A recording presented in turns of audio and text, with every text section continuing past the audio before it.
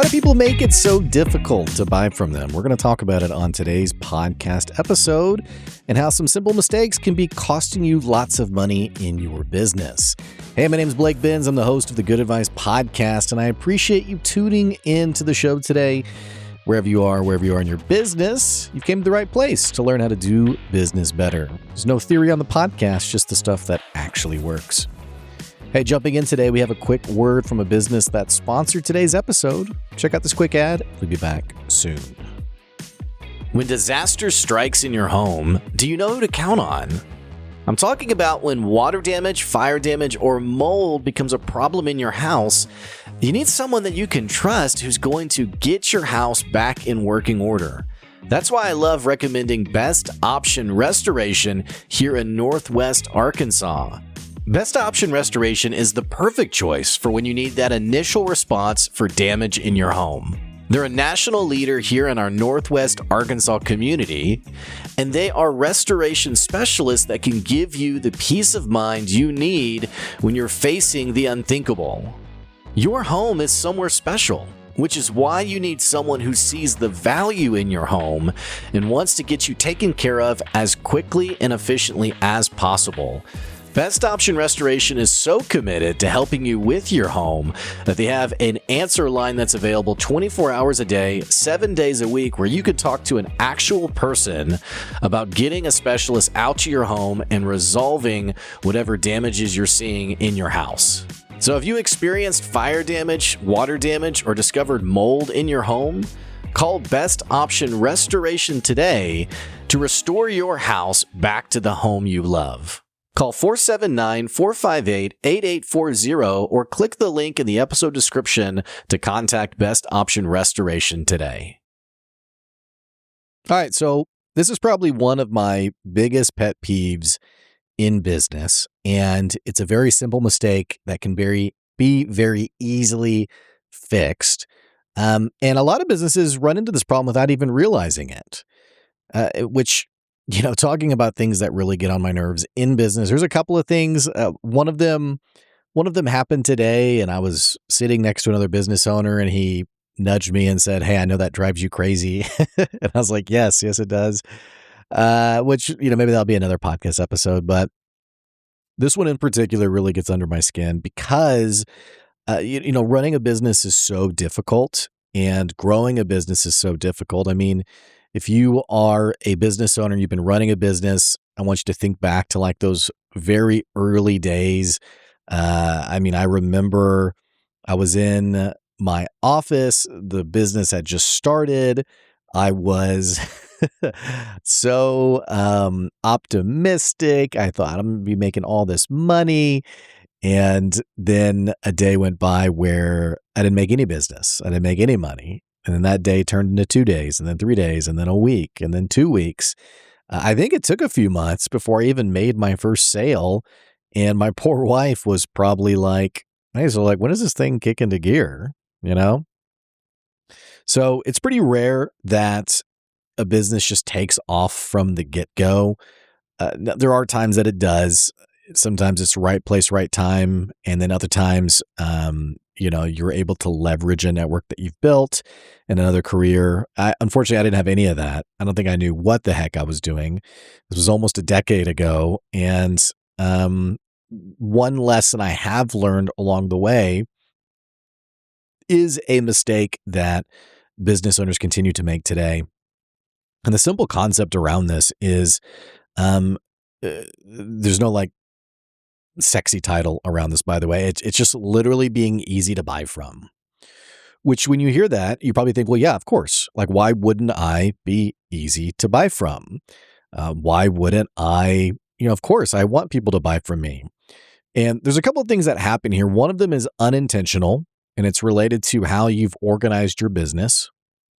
The other is related to a misunderstanding of what people value. And we're going to talk about both of them today. In both cases, though, you're leaving money on the table. You're not growing your business like you could be, and you're missing an opportunity to grow your revenue. I mean, you really are. And again, take it from me, as a guy who had to learn how to sell, I had to learn how to grow my business. I had to learn how to engage prospective customers and bring in meaningful revenue. Um, uh, if you're struggling with any of this, you're in good company. But know that there are some very easy tweaks you could make to improve this situation so that you don't run into this problem. Because again, running a business is tough. You shouldn't have to make it harder than it needs to be, especially in today's economy. So let's talk about it from the first situation when you have a process problem with your business. And then I'll switch gears and I'll talk about the thing that really drives me crazy, really gets on my nerves. Um, so say, for example, that you set up a contact form on your website and customers who are reaching out to you, they fill out the contact form and it goes into your email and it lets you know that someone's interested. Well, let's say that you put that contact form in an info at email address, like info@goodadvicemarketing.com, and not like your named email, like blake@goodadvicecoaching.com. Well, what could happen is that maybe you don't have that email on your phone, but you don't typically check it. And, you kind of pitter around and wonder like, man, when am I going to get some business? And then to your shock, you look at it a few months down the road and you see all these inquiries that came in that you never responded to. Well, you don't have to wonder about this because I lived this. I was working at a consulting company years ago, almost a decade ago, and we had an info at email address. None of us checked it. And understand too, at this consulting company, it's not like a few $100s kind of contract. We'd have like on the small end, maybe like a 10K contract. On a larger end, maybe 30, 40, 50K. I think the biggest contract I ever sold was like around 100K. So like these are meaty contracts, right? But we had this email address, which was info at the company. And unfortunately, no one ever thought to check it. So one day I don't remember how I got on this track, but I decide to look at email. I think maybe even actually someone emailed me or called me and said, "Hey, I've been emailing you and no one's ever responded." And I thought, oh, that's weird. I wonder what email they sent it to. And then I discovered the info at email address. Well, to my shock, there was a number of emails from different interested parties over the past several months. It's probably more like 3 or 4 months, of people who were they were looking to buy that, we unfortunately never reached out to, never responded to. This kind of stuff drives me crazy, by the way. It really drives me crazy because it is usually something that we don't even realize is happening in your business. So in this case, I emailed these people back. I said, "Hey, so sorry we didn't get back to you. Are you still interested? And give me a guess on how many people you think responded." Maybe one. Because there's real truth to this concept of striking when the iron is hot, of being the answer when someone wants the problem solved. I had a customer years ago who she would go into a customer's home and would put together like a proposal or a bid to do some interior work and then would get it to them like 2 weeks later. And I was like, well, what are we doing here? What are we doing here? When you go into the customer's home, you got to give them the bid right there. I mean, you're there. You're in their business. You're in their home. You got to give them the bid right there. And in her case, it was like, well, certain things are customized. They're customizable. I can't really do that. And I was like, well, surely we can template some of this. Surely we can figure out some of this because if you respond to your customer 2 weeks later, they've already moved on. They're already doing something else. I had another customer who was a lawn care company and really big operation. And what they would do is somebody would call and say, "Hey," and it wasn't just lawn care. It was like lawn care. And then, dude, I'm like totally blanking on this term. Landscaping. Goodness, that took a minute. So, but basically, it was an outdoor company, and they did lawn, landscaping, all this stuff. Well, the problem they ran into though is a customer would call, and one of two things would happen.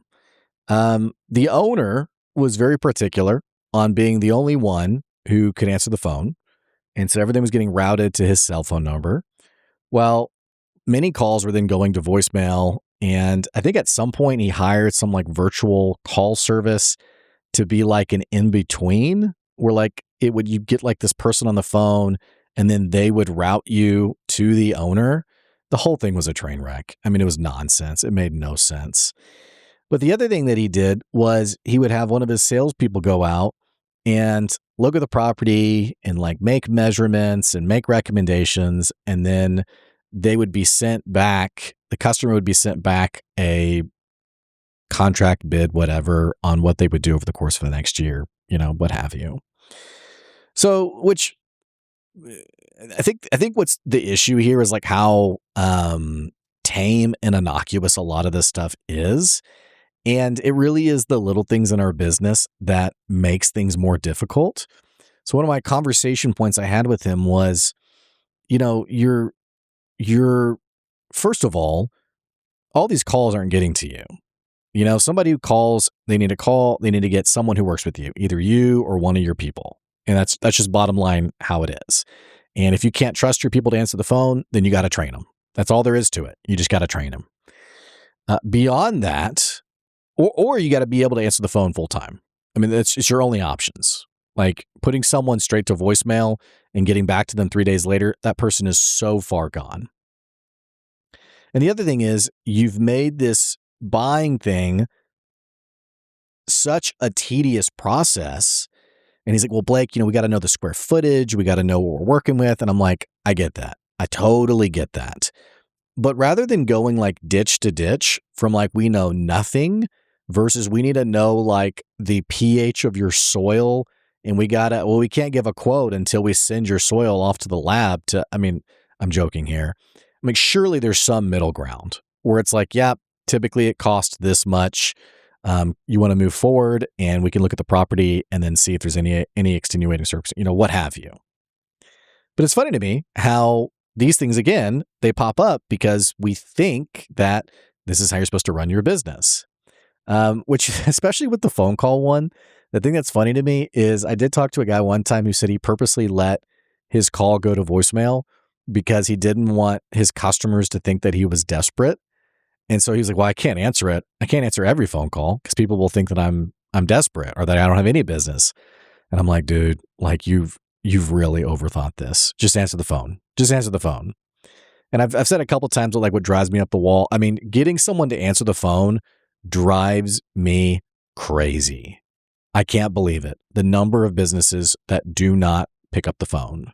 Well, I would say that nowadays there's so many spam calls. I guess I'll backpedal and give people credit there. But just like no response, nothing blows my mind. I had a friend of mine who he was ready to buy a brand new truck. He had cash on hand, was going to pay for the truck in full with cash, and called the dealership, and nobody got back to him. He left a voicemail. No one answered. No one called him back.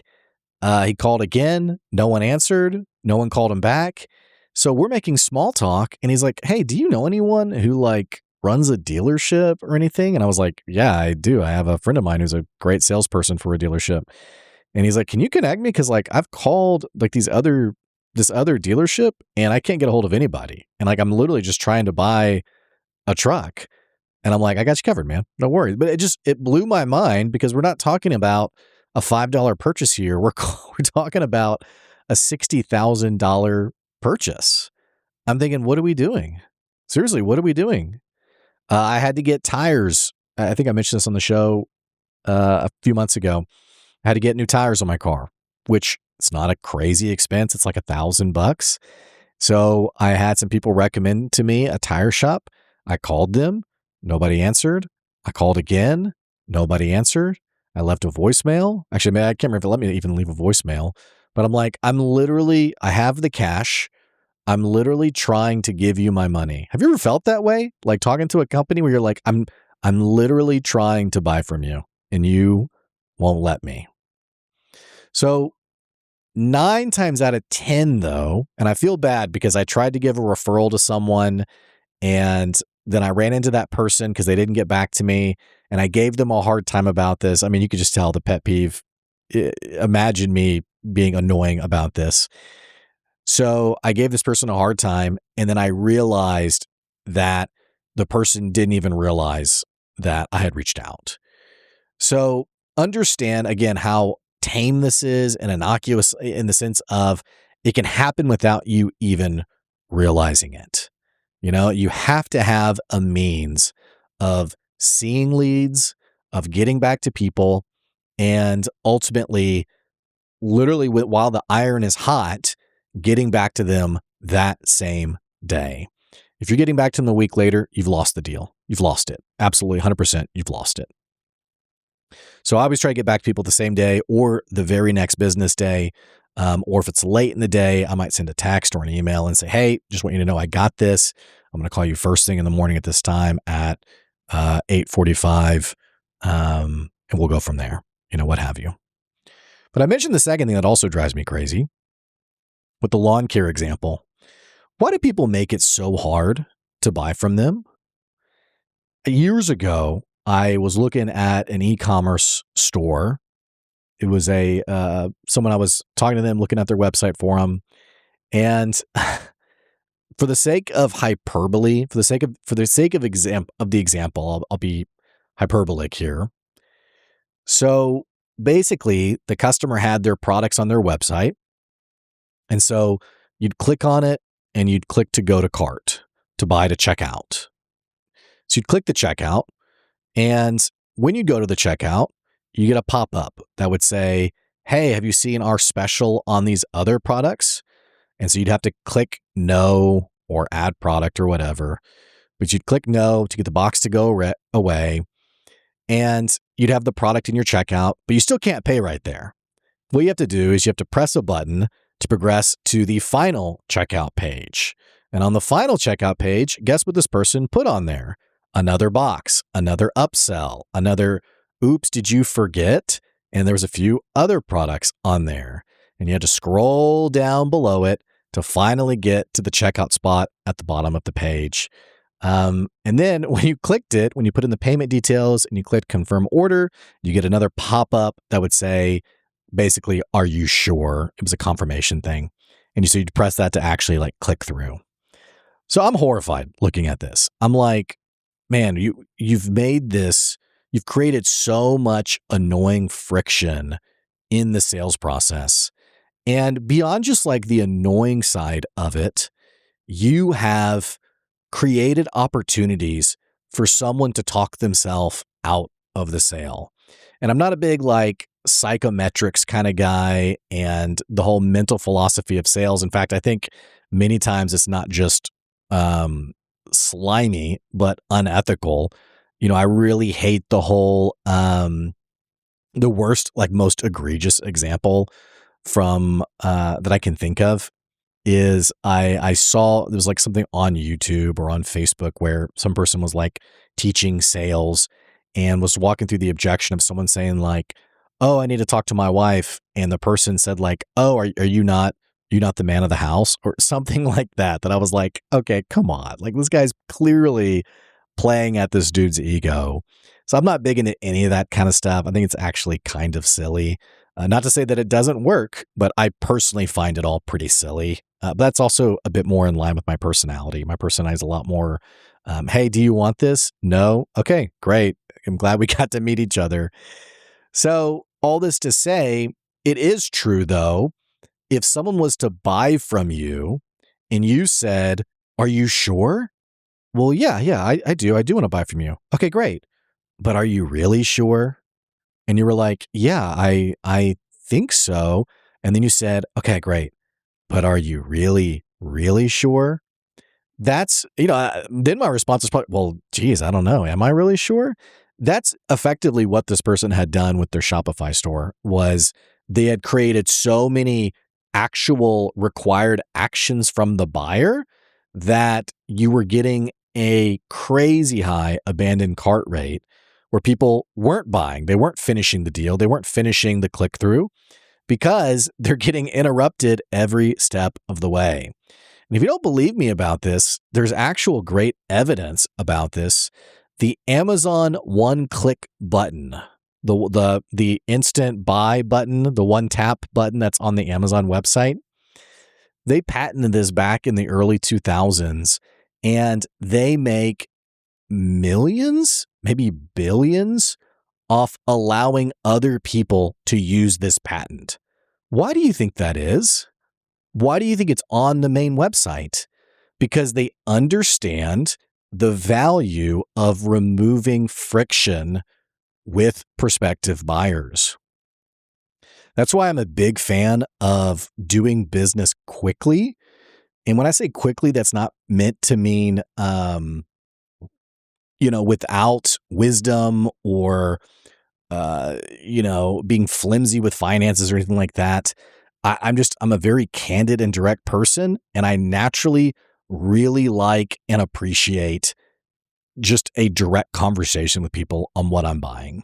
If an electrician is coming out to my house and I say, yeah, what's it going to cost for you to come look at my fridge? And the electrician says, yeah, man, hey, I'll look at it. It'll cost you $100. Okay, great. We have clarity now on what this is, and that after $100, you're going to tell me what's wrong with it. But if I call you and I say, hey, can you come out? And they say, yeah, we do start at $19 for a service call visit, but there will be a fee at the end of our call or end of our meeting based on what the problem is. And like where it gets confusing is where I get annoyed. And I give another example. Nothing against this company. I'm not going to name and shame them. It's just how they do business, but it's not how I do business. I had I think it was pest control, or maybe it was lawn care. I think it was weed. I think it was weed control for my property. And I called and said, yeah, what does it cost? And they said it costs, $70 per application. And I said, okay, yeah, well, how often do you guys come out? And they said, well, it depends. And I said, oh, okay. Well, it depends on what? Well, it depends on a lot of things, this and that and what have you. And I said, okay, well, I'm trying to get a sense of like, how much is this going to cost me in a year? About how many times on average do you think you'll be out? Will it be 5 times? Will it be 10 times? Will it be every month? Will it be every other month? And this company could not give me clarity on. Now, granted, I'm giving the example on a podcast. I don't run a weed control company, and so I may be totally out of the loop. You may run something like that. You may be listening and being like, yeah, Blake, you have no idea. Here's the reason why. But as the average buyer, I was clueless. But more importantly, what I understood was how frustrating it was to try to get a sense of how much this is going to cost me. That's why I typically like price transparency. Some of my customers put prices on their websites. I like that. I have prices on my websites. I like that. It's just something that I think just moves the ball forward so much more quickly. But what I have found is that people have these instances of complexity that make things frustrating for the buyer. And I gave an example the other day about this. If I'm going to buy a service and I already know what I want and I already have an idea of what I want to spend, what I need you to tell me is if that price point is aligned with your service, or and if it is, what do we do to now move the ball forward? And if it's not, let's save each other some time. I don't want to get on a strategy session call. Dude, this thing drives me crazy. This was like such a buzzword for the last several years. I think it's pretty much died off, but I still see it from time to time. But the free strategy session, and it's like, let's book a time. I'm generally, this isn't every situation, because I get on these calls, I talk to people, I understand that a lot of people run their business that way. I run my business that way. So I don't want to talk out of both sides of my mouth, but certainly if someone's looking to do like a big redesign for their website, or if we're talking on the consulting side, like there's questions I have to make sure I'm the right fit for them. So we have to get on a call. I get that. However, there's just times where I feel like the person I'm buying from is not moving at the speed that I'm moving at. And if they're not moving at the speed that I'm moving at, I'm probably going to move on to somebody else, or I'm just not going to do that thing. I mean, it just is what it is, you know? So that's how I do business. It may not be how everyone does business, but I think it is good food for thought for all of us in the sense of what what can you get out there from the get-go that saves time and either moves this person towards buying from you or moves them on, which isn't meant to be like a mean thing. It's just that, think of it for this, for example, if someone's coming to buy a service from you or a product, let's say you sell floors, you put in hardwood floors, and I'm totally making up numbers here. I have no idea what this costs, but let's say it costs $5,000 to put in new hardwood floors in like a particular room. And someone is under the impression that it's going to cost them $100 for whatever reason. That's just for whatever reason they think, oh, it cost me $100, which you listening, if you haven't been in business long, you may think no one would ever think that. And then you meet someone where you're like, interesting. It's very interesting that you think that way. So I've been in business a long time. I've talked to a lot of potential customers. It's interesting sometimes the people's perception on what something is going to cost or what they're going to spend, or there's plenty of examples on social media where someone balks at the cost and they say, well, I can do it cheaper. And then the best example I saw of this was a guy who was cutting down a tree and the tree landed on his house and he's just like staring at it. And the caption was, the person who said they could do it cheaper, or like the brother who's like, oh yeah, I can do that for you. Of course. How hard can it be? So all this to say, I'm just a fan of let's move the ball forward from the get-go. So when I get on a sales call or a phone call, I typically start with price. I typically start with, hey, it typically costs about this much to start. Is that something you're interested in paying? Oh, God, no, absolutely not. I was thinking $100. Oh, okay. Well, hey, we don't actually do it for that price point, but if you find someone, let me know. And which is even funny. Sometimes I get on these calls where I guess someone's trying to win from the sales point. And so someone says, hey, yeah, I'm looking to do this. And I say, yeah, it typically costs, I just throw a number out, $5,000. The person says, oh, wow, well, your competitor will do it for $350. And then they kind of like let it sit, I guess, to see if I'll be like, oh, well, hang on, we can. But I was on a call with someone one time where they said that. And I said, oh my gosh, call them back. You don't even need a price. Like, call them back. Like, they're the ones absolutely go with that price point. That's astounding. And in this case, the person responded with, "What? Well, I think, I'm not. I think there's more going on there. I'm not really sure. That's just what they told me." And I was like, "Oh, okay. So not 350 then." Point being, though, be easy to work with, be easy to buy from, make the selling process easier.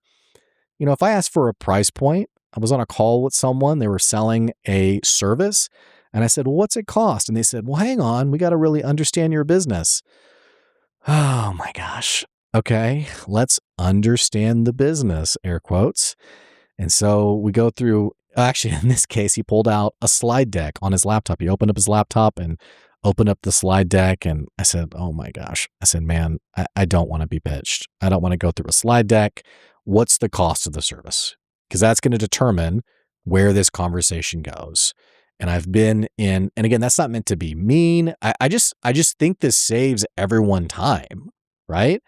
And so I've been in these conversations where I have an idea of what someone's selling and they say, oh, it costs $2,000 as a one-time fee. And I think, okay, yeah, that's actually a pretty good deal. That's pretty affordable. Okay. Yeah. I like what now let's talk through, like, now I'm interested. Let's talk through what all this entails, because it's in my budget. I am a potential buyer. But if we can't get that clarity, now I'm annoyed and now I'm frustrated. Or I was talking, this was a friend of a friend who they said they sold like life coaching or something. And I said, well, what do you charge? And it was like $60,000. And I was like, man, first of all, I don't buy this kind of stuff anyway. But second of all, no, I'm not your customer. But how great it is that we got that out there rather than you and I doing this game of back and forth. So all this to say, the takeaway is you and your business, do you make it easy for people to buy from you? Is there transparency around your price? Is there clarity around what you sell? Are you available? Do you have processes in your business for a potential customer to get a hold of you, to ask questions? If someone calls you about lawn and landscaping, are you going to make them set aside half a day for you to tour their property? Or can we move the ball forward? Can we say, yep, how many square footage is it? Great. How many, you got flower bed? What is it? Okay, yeah, it's probably going to cost about this. Would you mind if I swung by just to be sure? See, now we have a soft yes. We're moving the ball forward as opposed to, yeah, I'm going to need, and this is the old Comcast thing, right? Where it's like the tech's going to come anytime between 8 a.m. and like 12 p.m. And then you have to like make sure someone's home the whole day. You know what I'm talking about? Just for a customer to be annoyed in the buying process means you've missed it. Hey, I appreciate you listening to the podcast today. If you enjoyed today's episode, let me know about it. Tell me some of your favorite stories of customers, or rather businesses, who've either missed this or done a great job at it. You can reach me, Blake, at goodadvicemarketing.com. And don't forget, we do have a Patreon where you can support the podcast for as little as $5 a month. It's patreon.com/goodadvice. As always, I appreciate you listening to the show today. That's today's good advice. We'll catch you later. See ya.